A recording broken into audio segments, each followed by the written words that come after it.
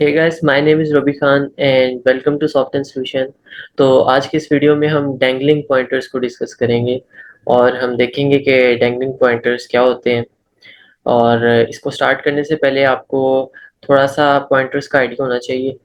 और आपको पता है कि जो पॉइंटर हमारा होता है वो हमारे किसी भी वेरिएबल के या किसी भी हमारे आप कह दें कि एक मेमोरी ब्लॉक के एड्रेस को कैरी करता है। ठीक है, उसके अंदर हम किसी भी किस्म का किसी वेरिएबल का हो सकता है या किसी भी मेमोरी के ब्लॉक का जो है हम एड्रेस उसमें स्टोर करवाते हैं। ठीक है, तो डैंगलिंग पॉइंटर क्या होता है?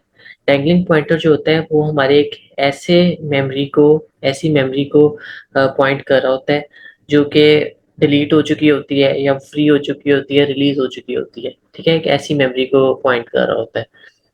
तो इससे नुकसान क्या होता है? इससे नुकसान ये होता है अगर वो इस टाइप की मेमोरी को पॉइंट करेगा जो कि पास्ट में डिलीट हो गई थी या जिसका जिसका स्कोप जो था, एक स्कोप के अंदर हमने उस मेमोरी को डिफाइन किया था, वो स्कोप से बाहर वो मेमोरी खत्म हो गई है, डीएलोकेट हो गई है। अगर इस तरह की मेमोरी को वो पॉइंट करेगा तो क्या होगा कि हमारे कोड के अंदर बग्स आ सकते हैं और उसमें सिक्योरिटी होल्स बन सकते हैं जिसकी वजह से सिक्योरिटी इश्यूज आ सकते हैं।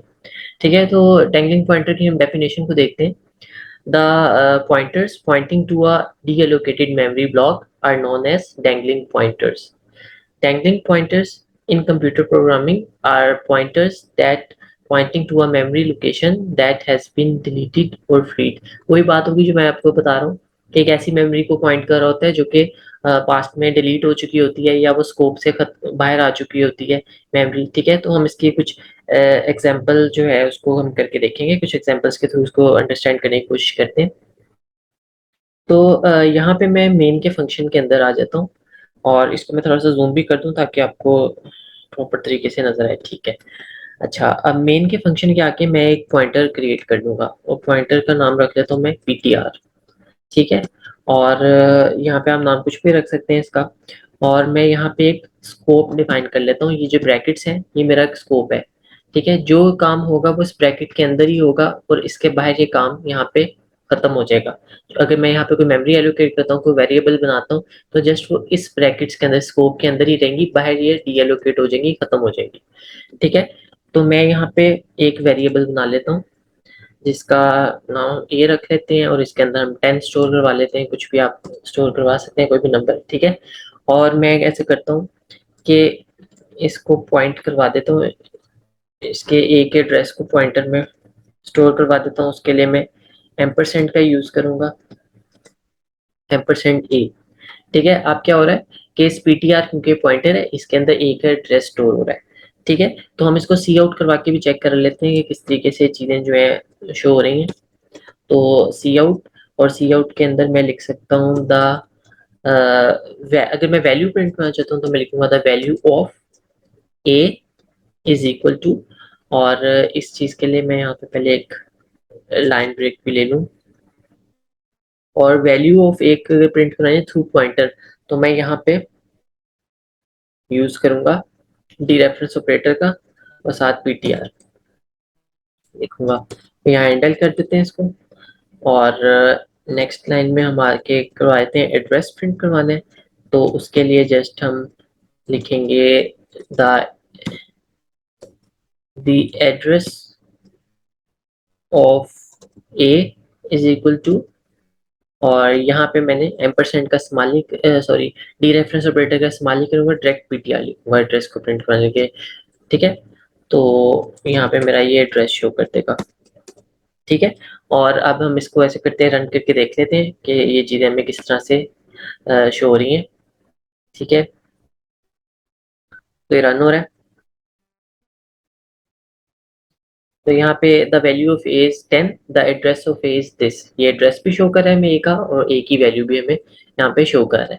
ठीक है, तो अब जो है हमने यहाँ पे जो काम करना है वो ये करना है कि हमने यहाँ यहाँ पे इसके बाहर इस स्कोप से बाहर आके अब हमने यहाँ पे क्या करना है, पीटीआर को हमें प्रिंट करके देखना है कि वो हमारे पास बाहर भी क्या उसके अंदर ए का एड्रेस है कि नहीं है।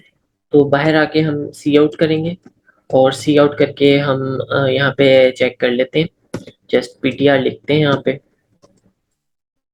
और एक और हम ऐसा करते हैं, यहाँ पे ले लेते हैं ptr। चलिए पहले इसको हम यहाँ पे चेक करते हैं कि हमें ए का एड्रेस यहाँ पे शो कर रहा है आउटसाइड द स्कोप के नहीं। तो ये रन हो रहा है अभी। तो ये देखें यहाँ पे सेम एड्रेस हमें स्कोप के बाहर भी कर रहा है, जबकि इसकी जो मेमोरी ए था, ए तो यहीं पे स्कोप के अंदर ही खत्म हो गया, यहाँ एग्जीक्यूट हुआ खत्म हो गया। लेकिन स्टिल यहाँ पे क्या हो रहा है कि ए जो है उसका एड्रेस इसके अंदर स्टोर है। क्यों? क्योंकि ये हमारा एक डैंगलिंग पॉइंटर बन चुका है। डैंगलिंग पॉइंटर का मतलब होता है लटका हुआ। ये अभी भी लटका हुआ है इसी के अंदर ही, ए के अंदर, और ए का एड्रेस अभी भी स्टोर करके अपने पास बैठा हुआ है, जबकि ए का स्कोप यहीं पे खत्म हो गया था इस ब्रैकेट के अंदर। तो ये वाली जो चीज होती है ये हमारे लिए यहाँ पे कोड के अंदर बग क्रिएट करती है और सिक्योरिटी होल्स हमारे क्रिएट कर सकती है। तो ये चीज बड़ी डेंजरस होती है। तो इस चीज को हमने खत्म करना होता है। तो इस चीज को हमने खत्म करने के लिए हम लोग क्या करते हैं, कर देते हैं PTR is equal to null कर देते हैं। अब जब मैंने इसको नल कर दिया तो अब ये पॉइंटर यहाँ पे नल हो गया। ठीक है, नल हो गया। और अब हम इसको जब प्रिंट करेंगे तो ये हमें जीरो शो करेगा, क्योंकि अब इसके अंदर कोई भी वैल्यू नहीं रही। हमने डैंगलिंग पॉइंटर को हमने बता दिया कि अब ये नल हो चुका है ये पॉइंटर, अब इसके अंदर कोई एड्रेस नहीं रहना चाहिए। तो अब हम इसको शो करते हैं यहाँ पे रन करके। तो अब यहाँ पे देखें, एक सेकंड, यहाँ पे मुझे लाइन ब्रेक देना चाहिए था कि इस तरह से जो है ना शो नहीं कर रहा। यहाँ पे ऐसे करते हैं एंडल लिख लेते हैं। और अब मैं इसको जरा रन करता हूँ। ठीक है, वैल्यू ऑफ ए हमारे पास 10 थी, फिर उसका एड्रेस जो था वो हमारे पास था, ये एड्रेस आ गया, ये हमारा स्कोप के अंदर था। फिर स्कोप के बाहर भी मैंने आपको दिखाया कि पीटीआर ने अभी भी उसको होल्ड करके रखा हुआ था एक एड्रेस को, लेकिन जब हमने नल कर दिया तो उसका यहाँ पे हमारे पास वैल्यू होगी जीरो। अब उसने अपनी जो उसके अंदर जितनी भी जो एड्रेस था उसने उसको रिलीज कर दिया। ठीक है, तो इसने क्या किया कि एक ऐसी मेमोरी ब्लॉक को अपने अंदर जो है वो करके रखा था जिसको हमने डीएलोकेट कर दिया था, जो कि स्कोप से बाहर डीएलोकेट हो चुकी थी। उसने उसके एड्रेस को भी अपने अंदर होल्ड करके रखा हुआ था। ठीक है, तो जिसकी वजह से हम इसको डैंगलिंग पॉइंटर बोलते हैं। तो हमने जब इसको नल किया तो इसने उस मेमोरी को रिलीज कर दिया जो कि इसने अपने अंदर स्टोर करके रखी हुई थी। तो हम इसकी एक और एग्जांपल करके देखते हैं। ठीक है, और उसके अंदर हम एक डायनामिकली मेमोरी एलोकेट करेंगे, जो कि हम अपने पॉइंटर को इसमें उसका एड्रेस स्टोर कराएंगे। तो उसके लिए हम पहले इस चीज को सारा जो है इसको ऐसे करते हैं, यहाँ से रिमूव कर देते हैं। और इसके लिए हम लोग ऐसा करेंगे, वापस से एक पॉइंटर ही क्रिएट कर लेते हैं पीटीआर के नेम से। ठीक है, और अब आगे जो है हमने लिखना है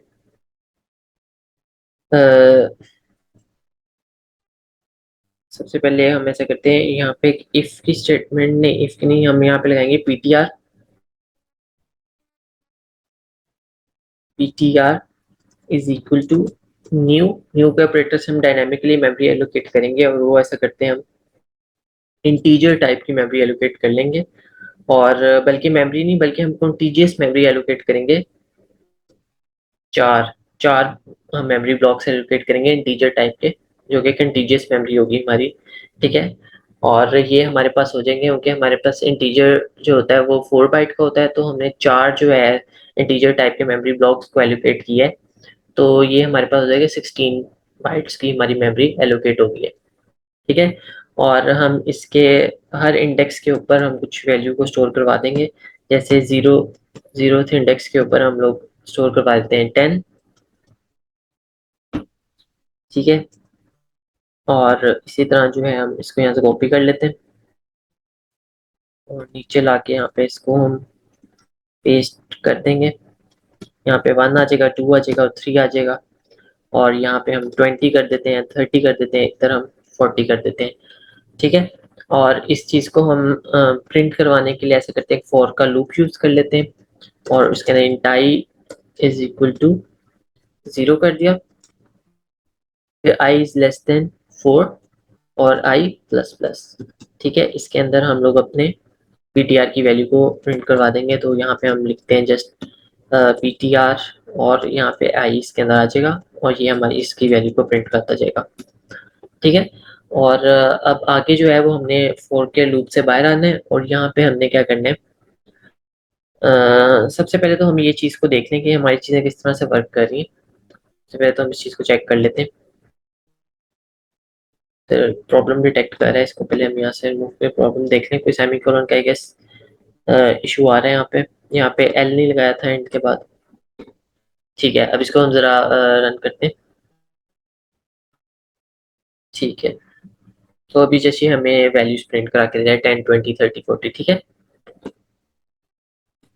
तो अभी हम यहाँ पे जरा चेक करते हैं कि जो हमारा पीटीआर का एड्रेस है वो भी हम यहाँ प्रिंट करा लें, क्योंकि मैं चाहता हूँ हर चीज़ जो है आपको क्लियर हो। ठीक है, तो हम यहाँ करेंगे द एड्रेस ऑफ पीटीआर। ठीक है, address of PTR is equal to, और यहाँ पे जो है मैं लिख दूंगा जस्ट पीटीआर। ठीक है, और ऐसे करते हैं, यहाँ पे एंड लाइन भी ले लेते हैं। ठीक है, परफेक्ट। तो पीटीआर का ये वाली जो स्टेटमेंट है हमें पीटीआर का एड्रेस शो करा देगी।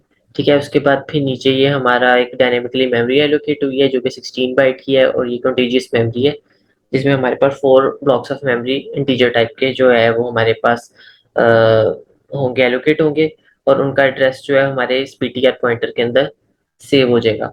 ठीक है, फिर हम लूप चलाया, लूप के अंदर हमने उन सारी वैल्यूज को हमने जो है वो शो करवा दिया। ठीक है, और लूप के बाहर आके मैं क्या करूंगा, इस लूप के बाहर आके मैं करूंगा डिलीट कर दूंगा इस मेमोरी को जो मैंने एलोकेट की थी। तो डिलीट के लिए डिलीट का हमारे पास ऑपरेटर यूज होता है, और क्योंकि ये एक एरे है तो एरे के लिए मैं यहाँ पे ये स्क्वायर ब्रैकेट्स लगाऊंगा और यहाँ पे लिखूंगा पीटीआर। ठीक है, अब क्या होगा, जो मैंने यहाँ मेमोरी एलोकेट की थी और जिसका एड्रेस मैंने पीटीआर के अंदर स्टोर करवाया था, ये मेमोरी अब डिलीट मैंने यहाँ पे कर दी है। ठीक है, और इस डिलीट करने के बाद मैं क्या करूंगा, इसको चेक करूंगा। इसको चेक करूंगा, वो चेक क्या करूंगा कि मैं यहाँ पे सी आउट करता हूँ, और सी आउट करता हूँ। अब मैं यहाँ पे सी आउट क्या करूंगा, मैं यहाँ पे मैं पीटीआर को सी आउट करूंगा, और सी आउट करके मैं चेक करूंगा कि डिलीट करने के बाद पीटीआर के अंदर मेरे पास क्या वैल्यू आ रही है। ठीक है, तो इसको हम यहाँ पे इधर ऐसे शो कर रहे हैं हमें, अच्छा एल के आ रहा है, यहाँ एल एंड में लगना है। ठीक है, अब मैं जरा इसको चेक करता हूँ कि अब जो मैंने डिलीट करने के बाद मेरे पास पीटीआर में क्या चीज आ रही है।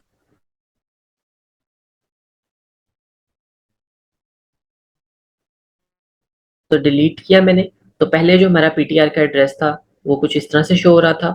उसके बाद जब मैंने डिलीट कर दिया तो उसके अंदर ये एड्रेस शो हो रहा है मुझे। ठीक है, तो अगर मैं इस डिलीट के कीवर्ड को यहाँ से कॉपी कर लूँ, डिलीट करके मैं अपने इस लूप से ऊपर ले जाऊँ और यहाँ पे लाके इसको पेस्ट कर दूं, अब मैं चेक करता हूँ कि मेरे लूप के अंदर, अगर मैं पहले इस मेमोरी को डिलीट कर देता हूँ तो मेरे लूप में क्या आ रहा है।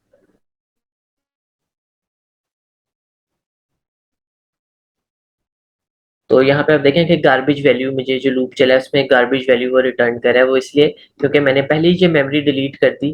तो मेमोरी डिलीट करने के बाद क्या हुआ, पीटीआर के पास, पीटीआर एक डैंगलिंग पॉइंटर बन गया, उसके अंदर जो था वो गार्बेज वैल्यू सारी स्टोर होगी।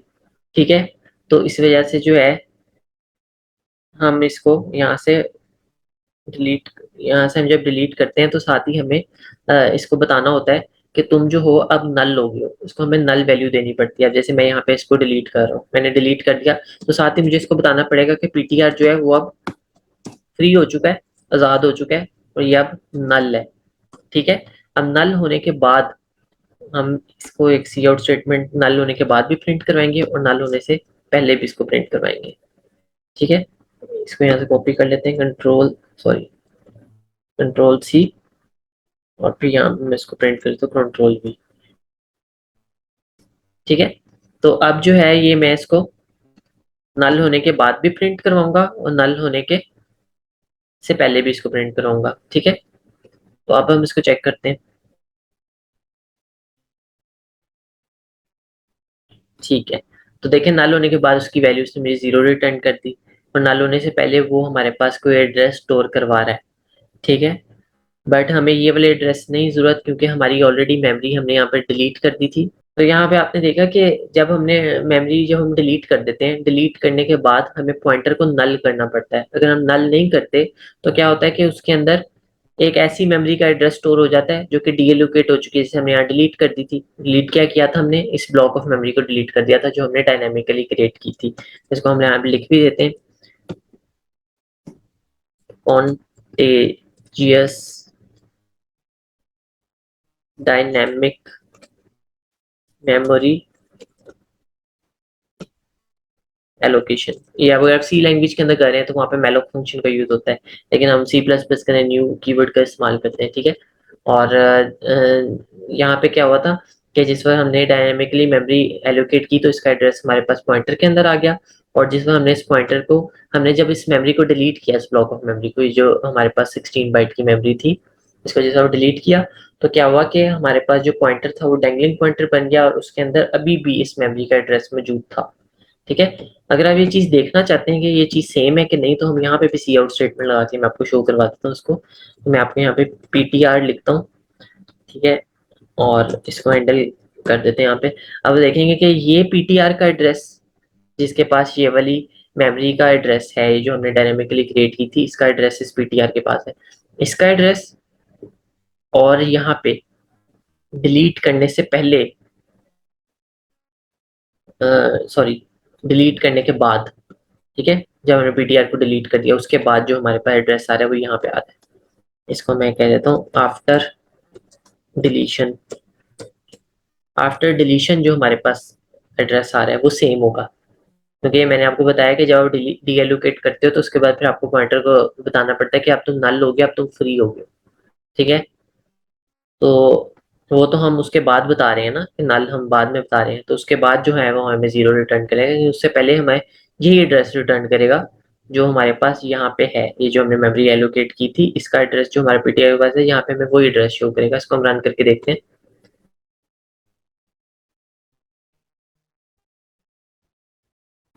तो यहाँ पे आप देख लिया कि ये जो हमारा पास एड्रेस था, हमने जो पहले हमने प्रिंट किया है, जो जब हमारा मेमोरी एलोकेट करते हुए जैसे हमने किया उस टाइम पे जो हमारा एड्रेस आया है, और जब मेमोरी को हमने डिलीट कर दिया इस ब्लॉक ऑफ मेमोरी को, तो वो एड्रेस दोनों सेम है हमारे पास। अब देखो ये भी 0x721998, तो ये भी 0x721998, ये हमारे पास सेम आ रहा है। लेकिन जब हमने पीटीआर को बता दिया कि तुम नल लो, अब तुम फ्री हो चुके हो, तो अब उसने फिर इसको जीरो कर दिया, ठीक है। तो आई होप कि डैंगलिंग पॉइंटर का कॉन्सेप्ट जो है वो आपको काफी हद तक क्लियर हो गया होगा। मैंने अपनी पूरी कोशिश की आपको अपने एग्जांपल्स के थ्रू इसको समझाने की कि डैंगलिंग पॉइंटर क्या होता है और ये किस टाइप की प्रॉब्लम्स जो है वो हमारे प्रोग्राम में क्रिएट कर सकता है। सो आई होप कि आज का लेक्चर आपको पसंद आया होगा और आपको सारे कॉन्सेप्ट भी आज के क्लियर हुए होंगे। मैंने अपनी पूरी एफर्ट की है कि मैं आपको एग्जांपल्स के थ्रू हर चीज़ को जो है एक्सप्लेन कर सकूं और आपको कोई भी डाउट ना रहे।